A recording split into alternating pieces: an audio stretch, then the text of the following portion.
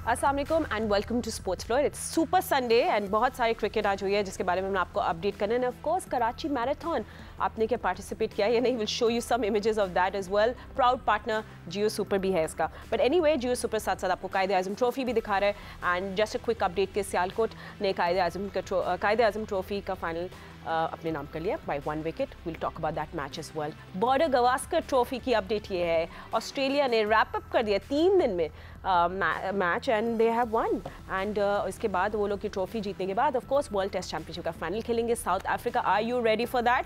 Well, South Africa is looking very good against Pakistan. उसकी भी update देते। पाकिस्तान ट्रेल कर रहा है 551 रन से। हमारा इस वक्त स्कोर है 64-3। सो हम 3 विकेट्स डाउन है। 1:30 पे सब एक्शन शुरू होगा, उसके बारे में बात करेंगे कि क्या कर सकते हैं। बाबर आजम जो है 31 not out and Mohammad Rizwan और 9। बट सबसे पहले अपने एक्सपर्ट से मैं आपको इंट्रोड्यूस कर दूं। मेरे साथ स्टूडियो में मौजूद है former test cricketer mister Sikandar Bakht. उसके साथ साथ मेरे साथ मौजूद है पाकिस्तान क्रिकेट टीम के former captain mister Rashid Latif, senior sports journalist Abdul Majid Bhatti and test cricketer Ahmed Shehzad. But let's see कि भाई आज क्या हुआ बॉर्डर गवास्कर ट्रॉफी में। जल्दी से अपडेट भी कर लेते हैं और साथ साथ राशिद लतीफ़ से सबसे पहले बात करते हैं।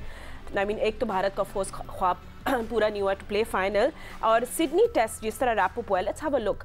और किस तरह 6 विकेट से उन्होंने मैच जीत लिया। आई मीन पर्थ से शुरू हुई थी पूरी कहानी, but just in front of you ऐसा लगता है कि इंडिया जो है कहीं कहीं अच्छा था, बट नॉट आफ्टर बुमराह। लगता है कि इंडिया के पास वो जान नहीं है। Can he not when he's not there तो bowling attack बहुत weak होती है। So this exactly what happened। Travis Head और वेबस्टर की जो बड़ी अच्छी पार्टनरशिप थी, 58 रन का स्टैंड लिया था उन्हें और 53 बॉल्स, ठीक है। So end of course player of the match है स्कॉट बोलान जिन्होंने लिए थे 10 wickets for 76 and Bumrah unstoppable, one of the best bowlers in the world right now. 32 wickets लिए ने throughout these 5 test matches.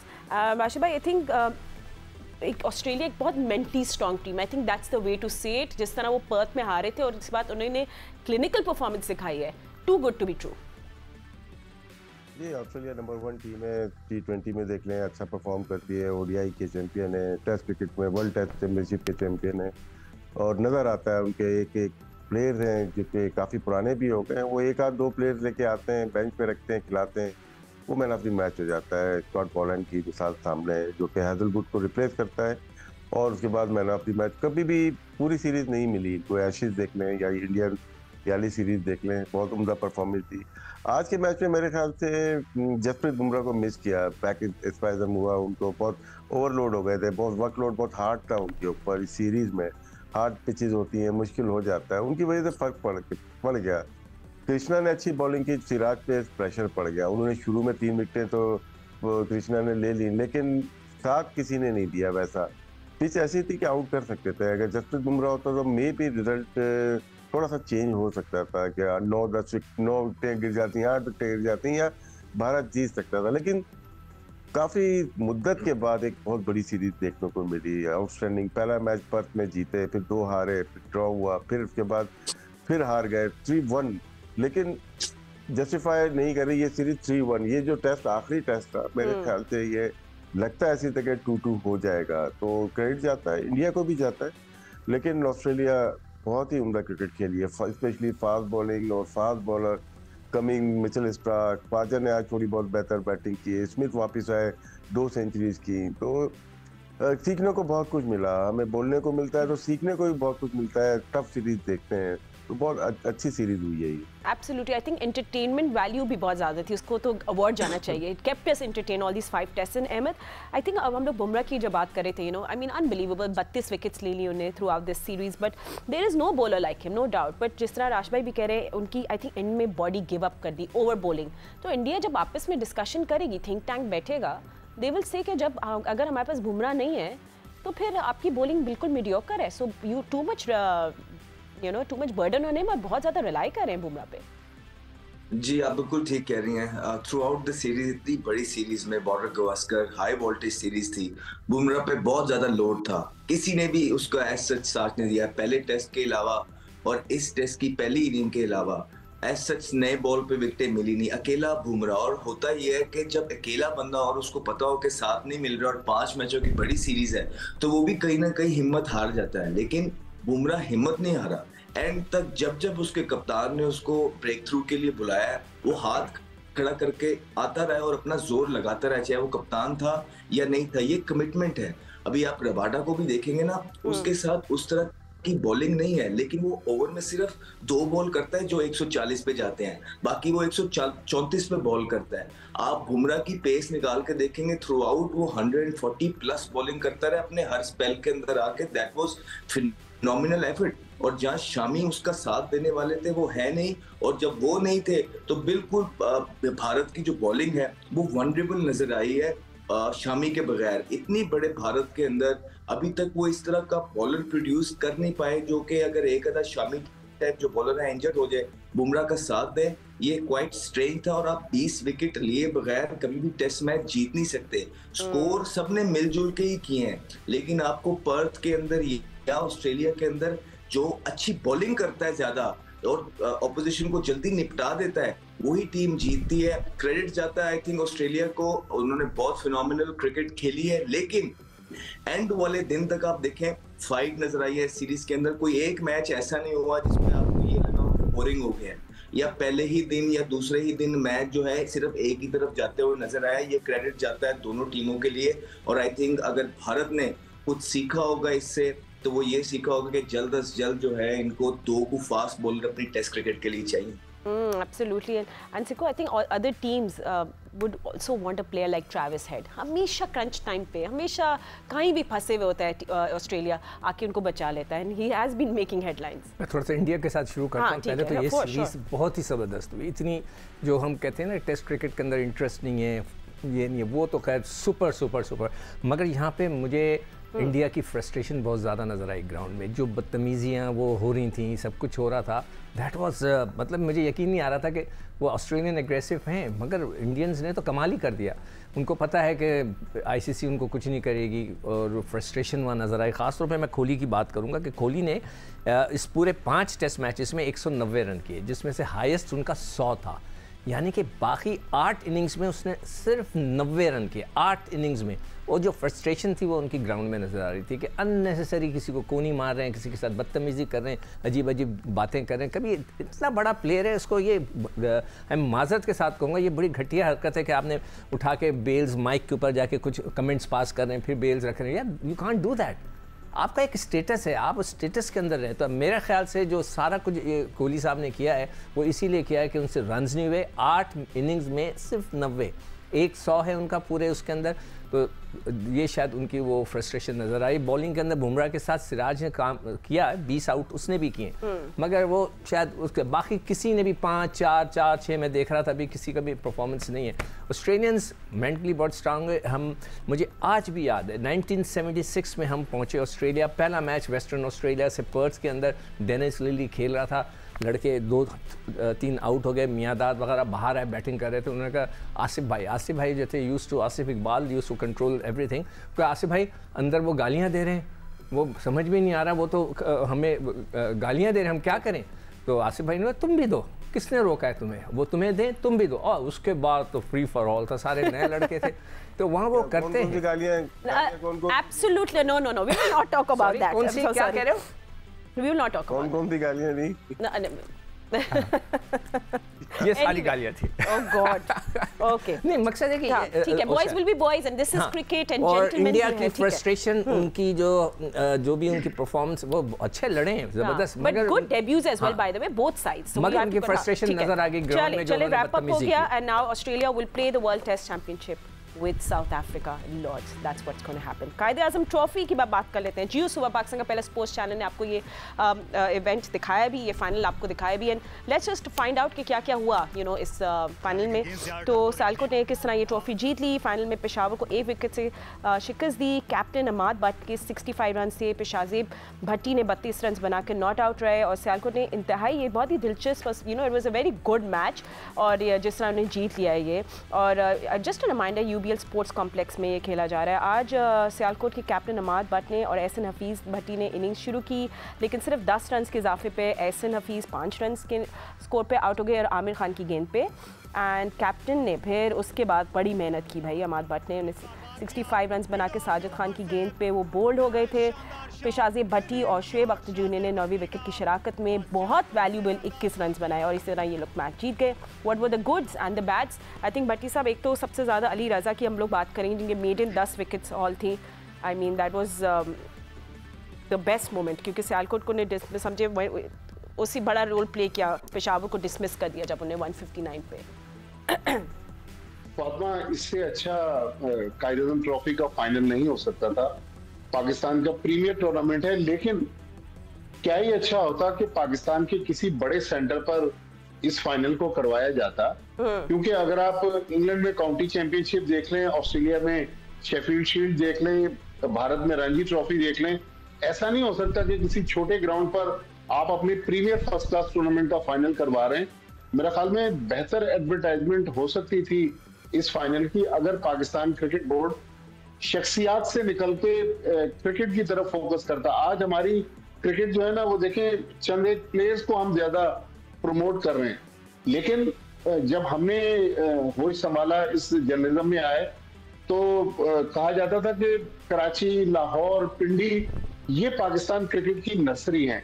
आज देखें, पाकिस्तान की क्रिकेट कराची, लाहौर में होती है, लेकिन वो हमारे पास बड़े शहरों में स्टैंडर्ड नहीं है जो स्टैंडर्ड 80s में था या मिड 90s तक भी था। लेकिन आस्ते आस्ते हमारे बड़े शहरों का स्टैंडर्ड डाउन हुआ और क्रिकेट आप देखें सियालकोट, पेशावर या हमारे जो दूसरे शहर हैं वहां तक चली गई। तो ये एक अलार्मिंग सिचुएशन भी है हमारे उन ऑर्गेनाइजर्स के तहत जिनके साथ राशिद लतीफ ने अपनी क्रिकेट खेली, अहमद शहजाद ने लाहौर में क्रिकेट खेली। आज वो ऑर्गेनाइजर नहीं है हमारे शहर में, लेकिन बहरहाल बहुत जबरदस्त फाइनल हुआ। अली रजा, जिस तरह आज हमने उनको फाइनल में बॉलिंग करते हुए देखा, मेरे ख्याल में ऐसे लड़कों को हम टारगेट नहीं करते। ये लड़के एक आध मैचेस के बाद आप देखें अचानक मंजर से गायब हो जाते हैं।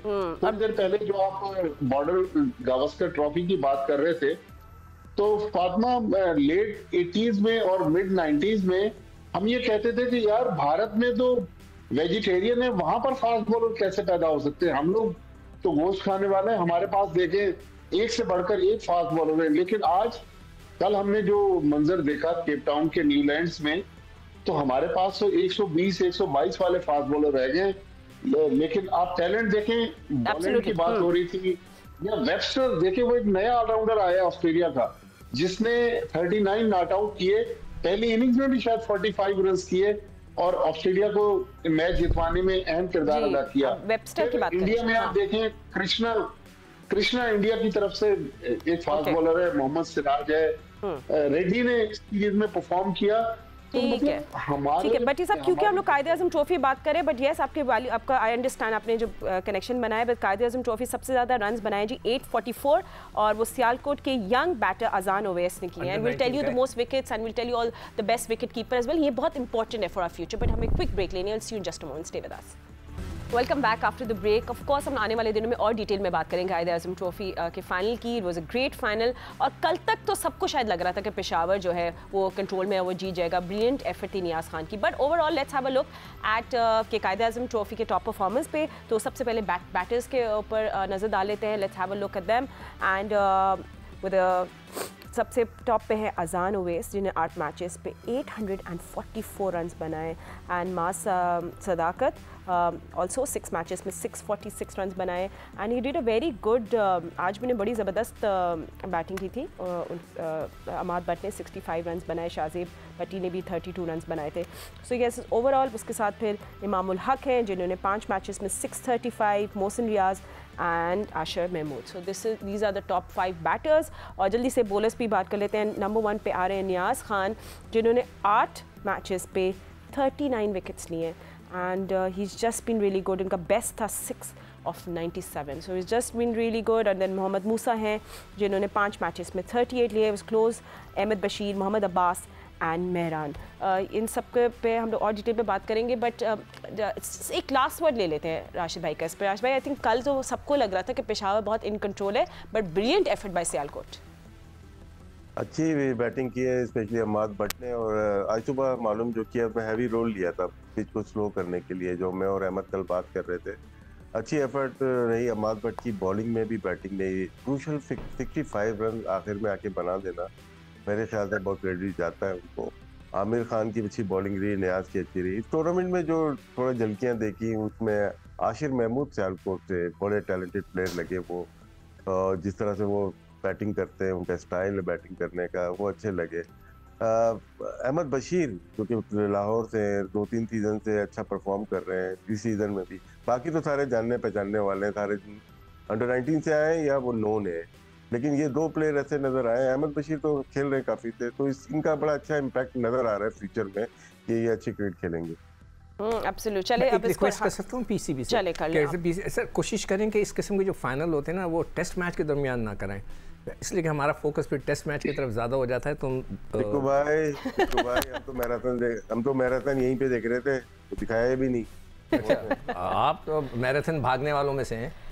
अच्छा चले सही है, will talk about the marathon as well. And you know Ahmad, हम लोग सब बात कर रहे थे आपस में, मैच भी देख रहे थे कल, हमने बोला looks like a good batting pitch, but सवाल मेरा पैदा is our batting good enough?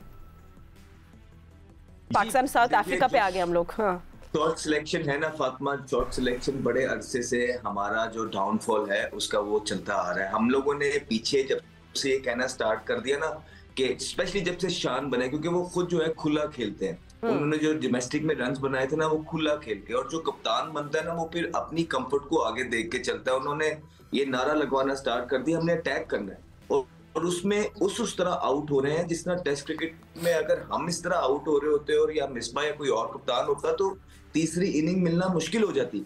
आप सिर्फ शान मुसरे के कैप्टन जो है ना वो लीड करता है और एग्जाम्पल होता है, आप सिर्फ उसके स्कोर ना देखिए, आप the way he is getting out ये सारा निकाल के देखिए, आपको सारा पता लग जाएगा। मेरे ख्याल से कल भी जो शॉटें मारी हैं, इतनी लंबी फील्डिंग करके थोड़ी सी पैर भी थके हुए लग रहे थे दोनों के, ठीक है। और उसके बाद शान मसूद ने सेम खिंचे हुए बॉल को खुला ड्राइव मारा, और उसके बाद सऊद शकील ने भी ऑलमोस्ट सेम शॉट मारा।